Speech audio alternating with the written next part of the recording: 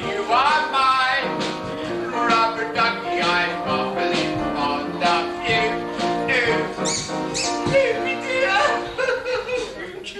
I think you're part seagull. I feel absolutely naked without. Well, I mean, a good man can't walk without his hat on, can he? Oh, where are those people? Beg your pardon, just one more, please. Oh, there we are. Oh, Chop Suey, where are they?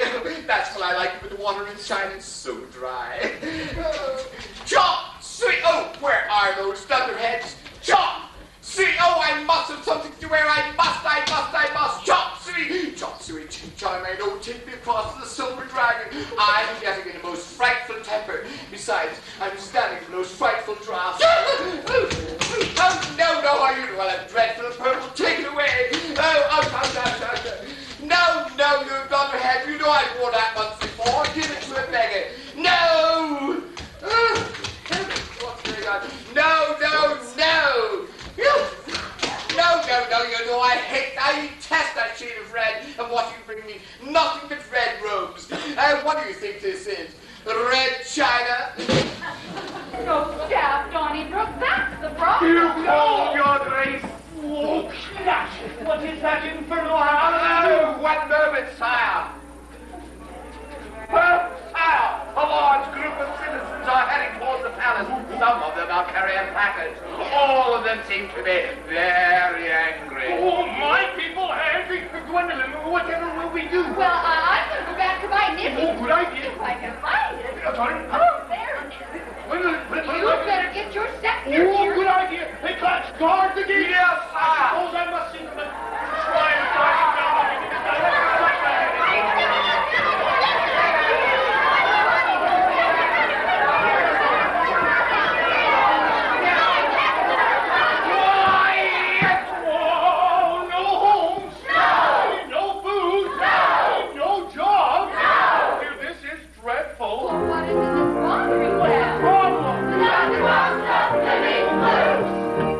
Cost of living blue. They got the cost of living blue. Why the price make them sick for all their clothes are worn through. They have to dress like Adam, but what else can they do? They got the cost of living blue. They can't afford to buy a pair of shoes. Every time I get a raise, who laughs with glee? The landlord and the tax collector take it from me. If he the more they make, the more they take. They got the cost of living blue.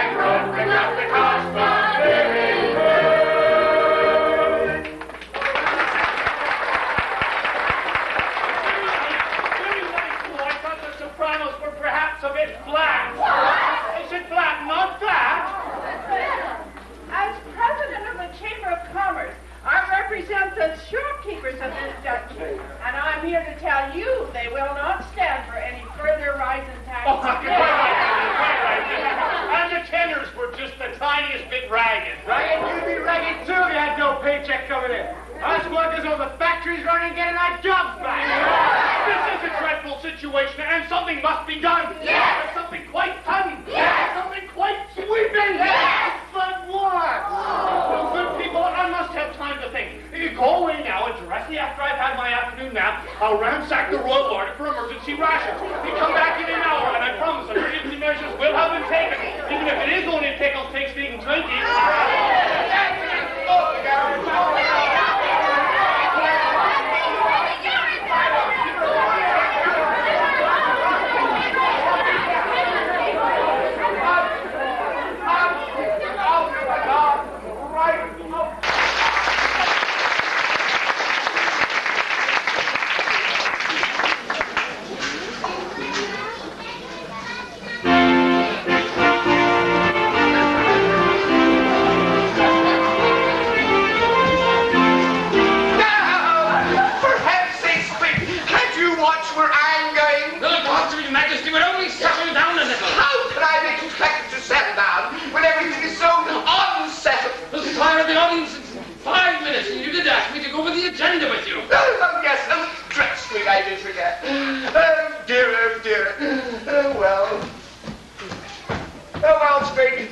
Anything exciting in today's agenda? Well, there's a cook, sire, about tomorrow's menu.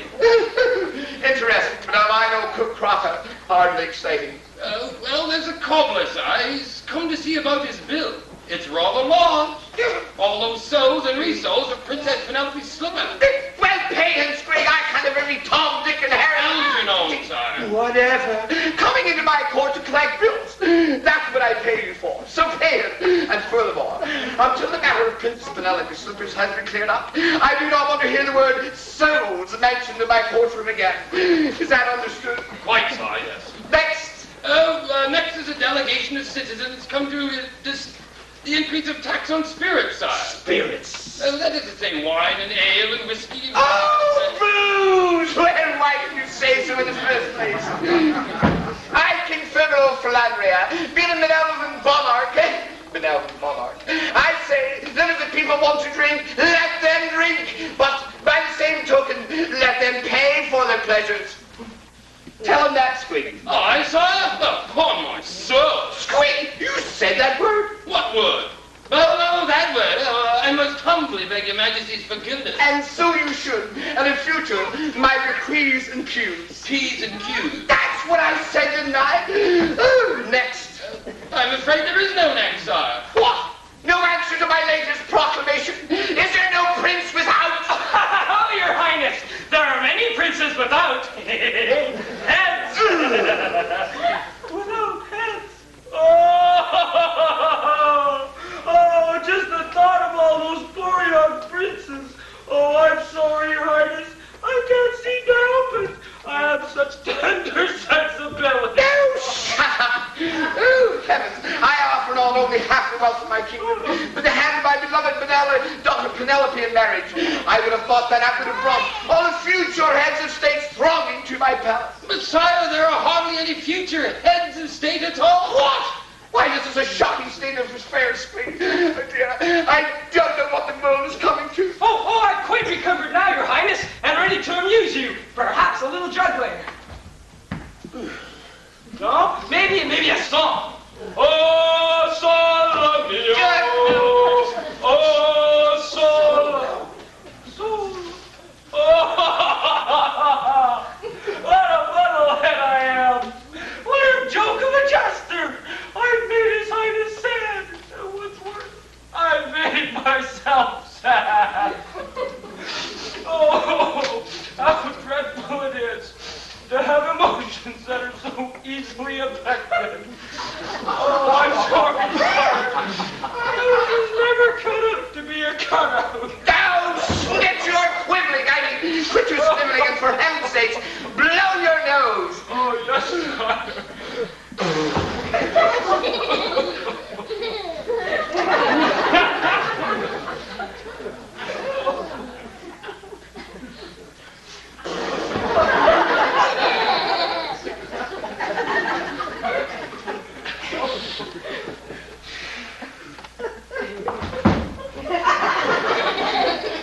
I don't know why everything around my court has to be so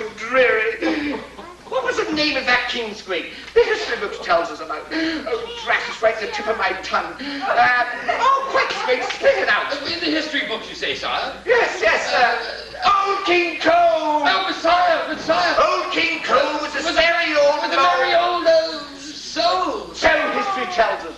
But why did he have to be so happy about that's what I'd like to know. Let me see now, it's coming back to me. Yes, he called for his pipe. Oh, but your majesty, he gave up smoking and the Surgeon General issued that warning. He called for his pipe and he called for his bow and he called for his fiddlers 3. That's it, Squig, that's it. Your majesty wishes for me to call 3 fiddlers? That's what I said, didn't I? I'd be quick about it. Yes, sire. Yes, miss, if you please. Out of my way, young man. Since when, I should like to inquire, have I had to be announced in this throne room? Oh, dear, well, Feather, I know you have a hard time finding help these days. Yes, I know he's the new page, but if you ask me, it's time you turned over the new page. Squig, would you? What, sir? Turn over the new page. What brings you here so early, Danny? Nothing troublesome, I hope. I've got enough troubles as it is. Well, far be it from me to add to your troubles, your majesty. But this brings me here, or perhaps I should say, these bring me here. Oh, not again! Oh, my goodness. I found them under the princess's bed this morning. How many does that make, Squig? 184. No, 185. Of course, sire, that is the number of occasions, not slippers. One would have to multiply that figure by 2. Let me see. What do you say to that, Nanny Tucker? Oh, that's quite simple for one of my early editions. 185 times 2 is 370. That's not what I mean. I mean, where have you been while all these slippers have been worn through? Outside her door, that's where I've been. Every evening, as your majesty well knows, I escort the princess to her bedchamber. Once she is in her nightie, that is to say her bed garment, and after she has said her prayers, I hope, I tuck her in. No sooner are her eyes closed than I'm outside her door in my chair. It's a case of nip and tuck, as you might. Oh, dear. Where was I? You were just about to tuck in the princess, I believe, and then it was nip and tuck. Are you sure, Nanny, that it wasn't tuck and then nip? I drink on duty? Certainly not. What's the bottle? Oh, it's a little something I carry for medicinal purposes. No, your majesty. You see, as I was trying to nip and tuck and nip indeed. No, it's tuck and nip. As I was trying to explain to your majesty, as during my night-long vigils, I have taken up knitting. Yes. A potholder for cook. If you are implying in any way that I am derelict in my duty. No, Nanny Tucker.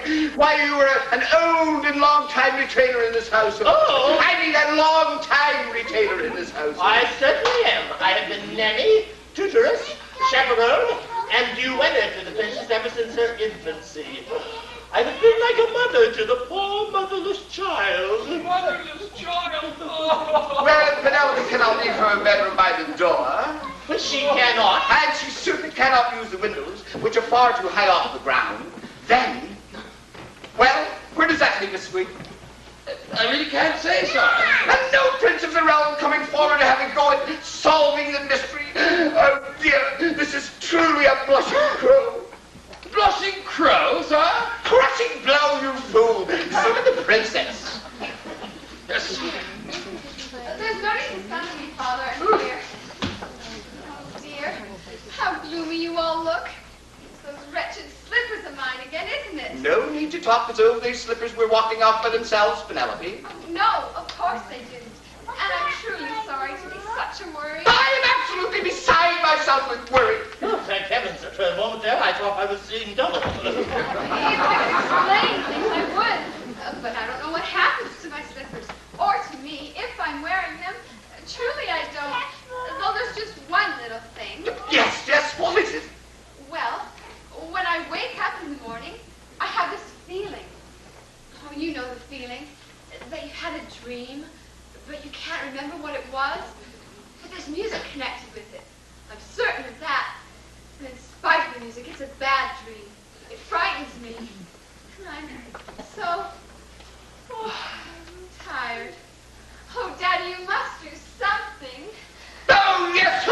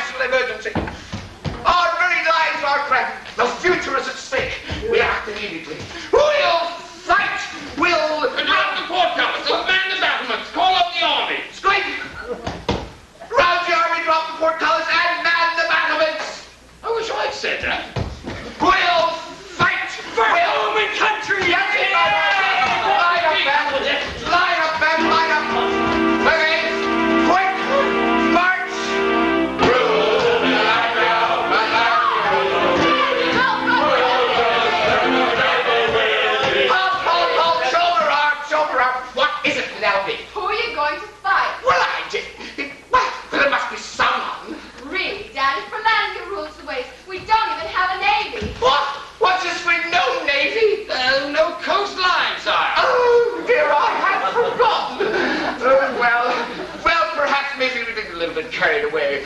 But we'll think of something. Mark my words, we will.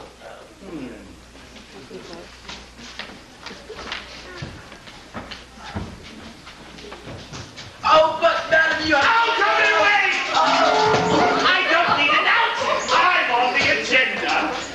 What would your majesty be fancying tomorrow, your majesty? Go away. We are having a national emergency. Well, we're not on emergency rations yet, though we soon will be if something's not done about this inflation. Now, I've got a specially nice back of rack of lamb in the larder. Anything. Now, for the fish course, I thought of a nice fillet of... If Your Majesty would pardon the interruption, I'll have a word with the cook. Come again. What's that once more? Deaf woman! No, but it tickles ever so much. Oh, no, where was I? Oh, yes, fish. Now, Master Squigger says I'm not to mention sole. So what would your majesty say to a lovely bit of poached salmon in wine? Oh, yes, salmon will be fine, too. Although salmon may not be too easy to come by, your majesty. Me brother-in-law, who's a tremendous poacher, fisherman, says you can only catch salmon when they're running. Oh, Your Highness, now I ask you, wouldn't it be a stupid fish not to be running when it's about to be caught? Running upstream to spawn. Spawn? Spawn? How dare you use that word in front of me? Come along, out of there, Melanie. Why, when I was a girl, if I'd even listened to such a word, my mother would have washed up my ears with soap. Your Majesty, there's a huntsman without. Down. He's a naughty. Dead a huntsman, did you say? Yes, sir. Squig, did I hire a huntsman? Oh, not to my knowledge, sir. That's No. very well. Show him in then. Hey, wait. I hope he's not one of those tough, surly types. So many of those huntsmen are. Who was I thinking of woodsman? Is he presentable? Quite presentable, Your Majesty. Very well, and usher him in. No harm in finding out what the fellow wants. A huntsman seeking audience with His Royal Highness King Furbelow. I wish my huntsman looked like that. But you haven't got a huntsman. Oh, if he looked like that, I might. Penelope, for shame. Oh, for heaven's sake, fellow, get up and get on with it. I've come in answer to the proclamation, Your Majesty. You mean the one about Princess Penelope's slippers? Yes, sire. I'd like to undertake the task of discovering why the slippers of Her Royal Highness are worn through each night, and when successful, claim my reward. That's honest. Let me get this straight. You're going to find out what has happened to Princess Penelope's slippers and put an end to it? If it pleases Your Majesty. I'm not so sure it does. I know nothing about you. You wouldn't happen to be a prince in disguise? Alas, no, sire, only a humble huntsman. Pity. Oh, well, any old store for the poor. Port in a storm. So how do you propose to conduct this investigation? I have ideas, Your Majesty. Ideas? Oh, I don't like the sound of that. Not about the princess, I hope. This is a very delicate matter. And I will not stand for any hanky-panky. Certainly not, sire. I should have said I have plans. But with Your Majesty's kind permission, I'd like to keep these plans a secret. Well, you do know the penalty if you should fail in this undertaking. Yes, sire. Beheading. Well, as so long as you know. Then I have Your Majesty's permission to go ahead. Well, I suppose so. It's your head, not mine. Thank you, Your Majesty. And may I please pay my respects to Princess Penelope? Yes. Oh, Your Majesty, there are some persons without dreadful persons. Well, don't show them in there, show them out. I'm not quite sure that is possible, Your Highness. What?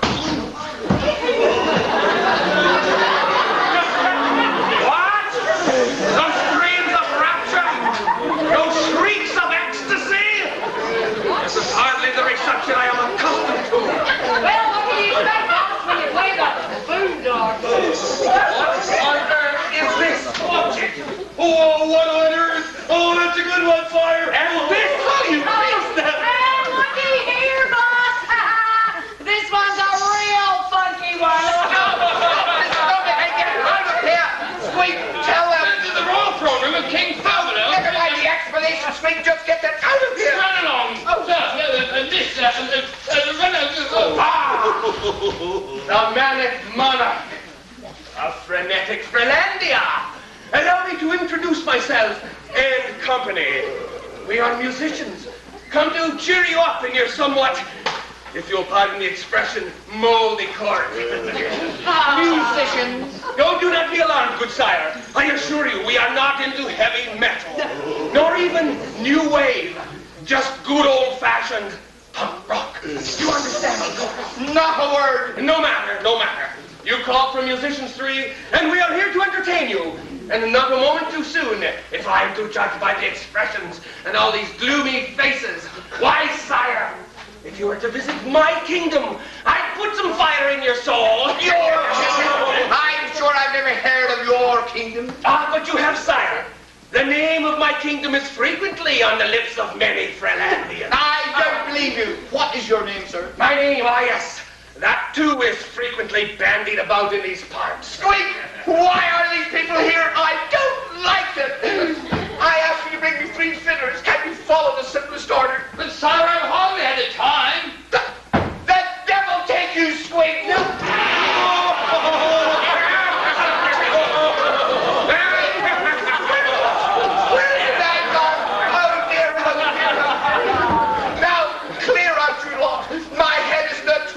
All the nonsense you've talked, and I can't find Squeak. Where happened to poor Squeak?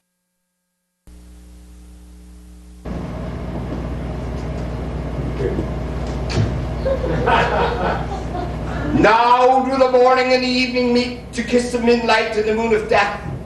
Now is the circle of our questions completed in an equilateral triangle. Whereof, like children in a labyrinth, at the perimeter we wander dumbly, groping for truth. Nor can one path discover which is not yet completed in that circle, not yet completed in a circle that has not magnitude, nor space, nor nothing. But down the windy parallels of time echoes again that interrogative which mocked our entrances. Go, plum! Be off!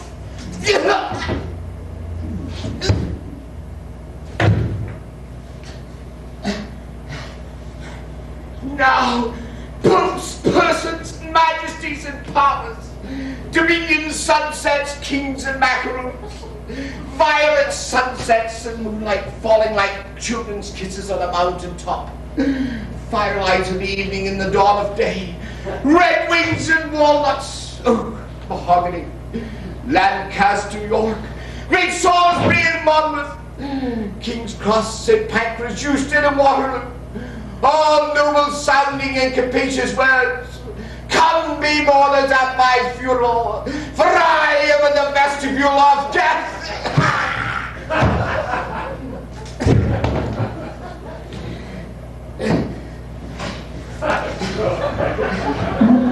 This is a portal, a gateway of my ending.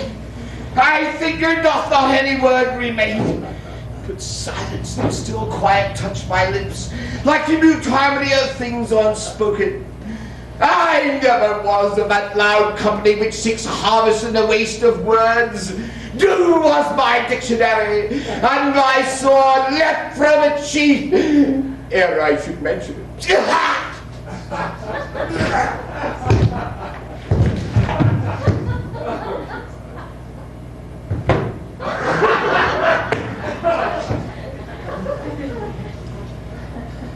As you may see in some great orchestra, a little lonely fellow at the end sits by his cymbals, and the instruments thunder around him their tempestuous din. Flutes, horns, and oboes, the harp and clarinet, and the wild fiddles like the forest rang on Swedish mountains when the storm is high.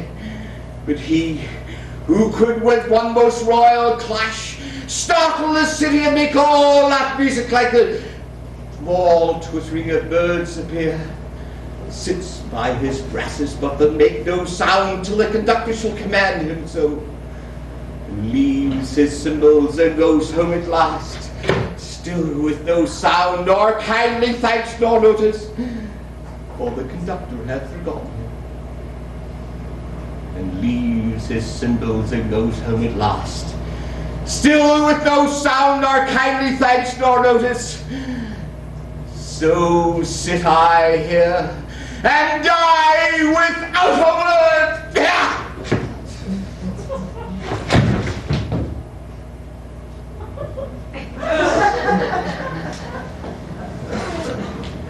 Well, this will certainly puzzle him at Scotland Yard.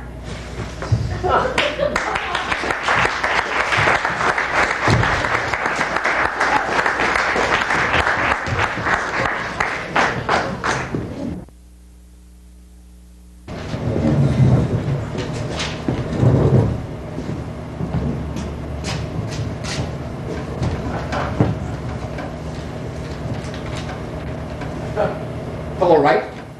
How long is this going to go on? Are you talking to me? That's right.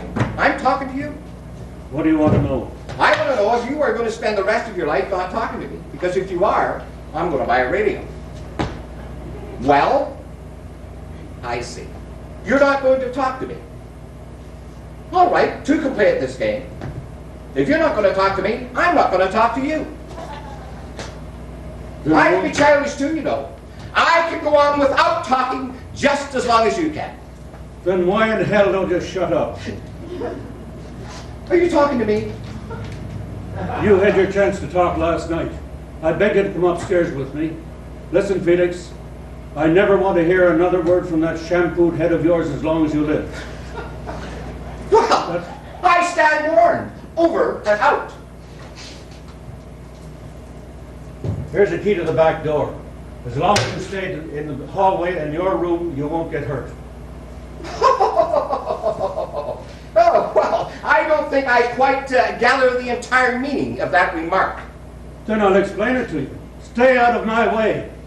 I think you're serious. I really think you're serious. Are you serious? This is my apartment. Everything in this apartment is mine. The only thing here that's yours is you. Now just stay in your room and speak softly. You are serious? Well, let me remind you that I pay half the rent and I can go into any room I want. Where are you going? I'm going into your bedroom. Stay out of there. Don't tell me what to do. I pay $120 a month and I can go anywhere I want. That was off-season rates. From now on, it's $12 a day. Really? Well, there you are. I'm paid up for today. Now I'm going to walk around your bedroom. Stay out of there. Stay out of my room. Now, take it easy, Oscar. Just take it easy. Now, take it easy, Oscar. Just take it easy. I'm warning you, Felix. As long as you stay here, I never want to see you again. I don't want to hear you, and I don't want to smell like goddamn cooking. Now get the spaghetti off my table. It's not spaghetti. It's linguine. What?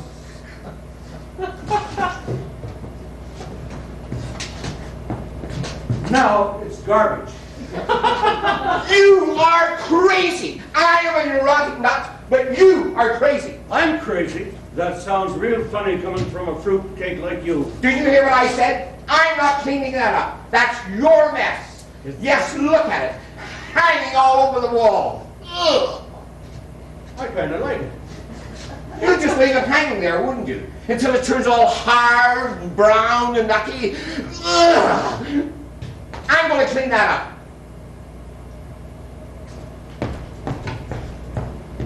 You touch one strand of that linguine and I'll punch you right in your sinuses. That's it.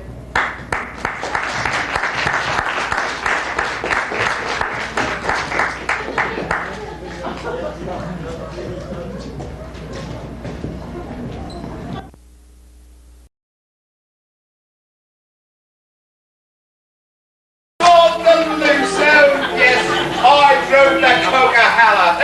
All the ones I might add. Oh, yes, I haven't always been on the loose, you know. I almost got married again, oh, yeah. It was just a short time ago.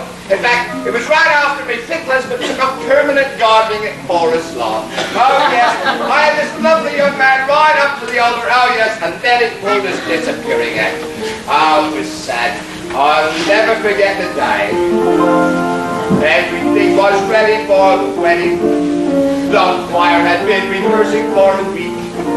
The minister minister was standing in the pulpit, but the groom it seemed was playing hide and seek. He left me standing waiting starry-eyed. When will I ever get to be a bride? I wanna get married. I wanna get spliced. I wanna get nothing, see me friends potted. I wanna be competitive right. Someday that married life is what makes it. I know I've got what it takes, but no one takes it. I wanna get married, crawl into a shell. I wanna start wooing and spending life doing the things that Mom and Pop used to spell. Give me a cottage small where the railroad never stops. I wanna sleep in pajama tops. I wanna get married.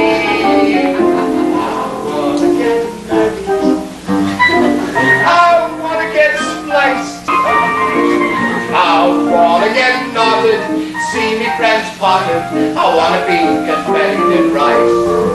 Let others play the field, I'd rather choose one.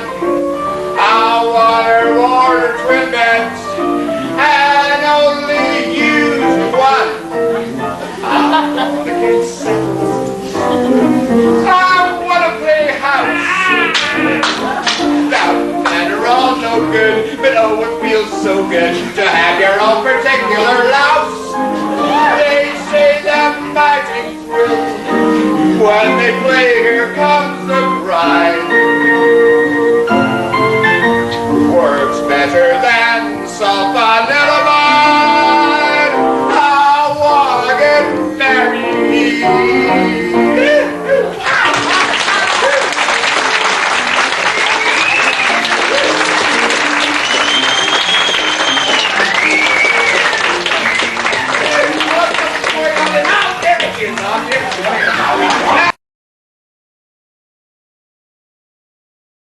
Yes, that was my family. What do you say to that? Well, the Baron will have something to say about it if we don't get those pretty innocents back in his clutches real soon. Truer words was never spoke. Yeah! Hey, let's look at his picnic basket. Children's Christmas presents. I was out all afternoon shopping in the Kmart store. Kmart? We were there last Friday. You really? Yeah. Oh, for heaven's sake. Then it looks like we're all going to have a Kmart Christmas. Yeah. Saturday Kmart Christmas. Everybody singing a song. Wow, that's the Kmart store. Just for me. All people went crazy. Running up and down the aisle. Going after that two-light special in the lineup. It's going after that two-light special in the lineup. Now I went down to the hardware court to buy my pal a gift. Something big that always used, and I give him a lift. And then I saw him sitting there, and boy, it sure is neat.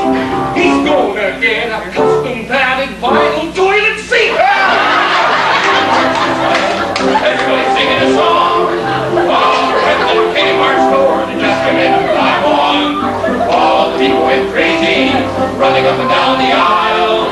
Going after that blue light special in the lineup went for a mile. It's going after that blue light special in the lineup went for a mile. Well, Augie says that he can use a brand new fishing rod and hooks and lures and reeling line so he can catch some cod. But I got him a big surprise he'll never figure out. I picked him up a frying pan and a great big rubber trout. Kmart Christmas. Everybody singing a song. With all the reps at the Kmart store. They just come in to buy one. All the people went crazy, running up and down the aisle. Going after that blue light special in the lineup went for a mile. It's going after that blue light special in the lineup went for a mile. And now I went down to lingerie to find some underwear. I talked to the lady the desk gave her quite a scare. The manners here, she looked at me with fireballs in her eye. She said, hey, you get out of here. You're a gentleman in disguise.